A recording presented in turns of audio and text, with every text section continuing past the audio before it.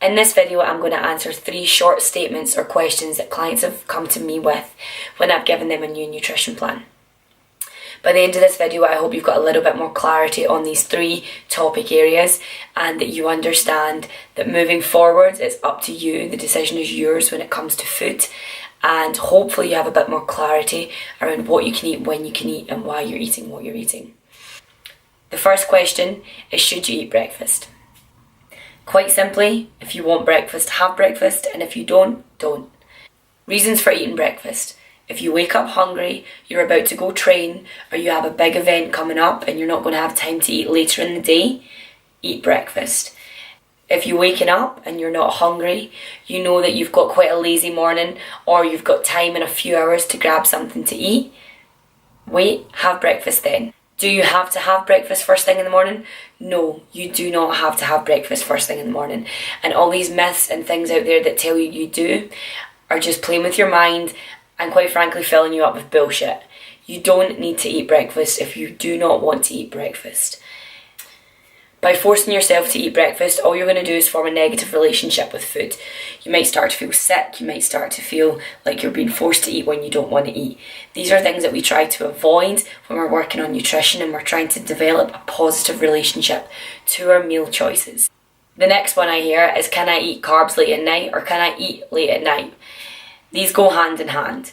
If you're hungry in the evening, you haven't used up all your calories for the day, eat. Will eating after 6 p.m. make you gain weight? No, it will not.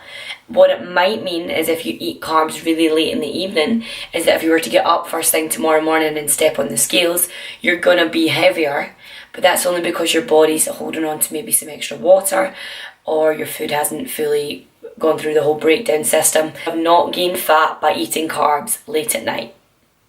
So if you want to eat in the evening, if you want to eat after 6 p.m, if you save up all your daily calories and eat them post 6 p.m, it doesn't matter.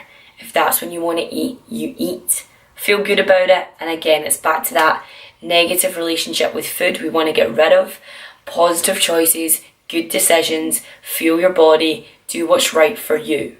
The third statement that comes off the back of that one is, a lot of clients often tell me they're really hungry late at night, they never have any food left, and then all they want to do is snack.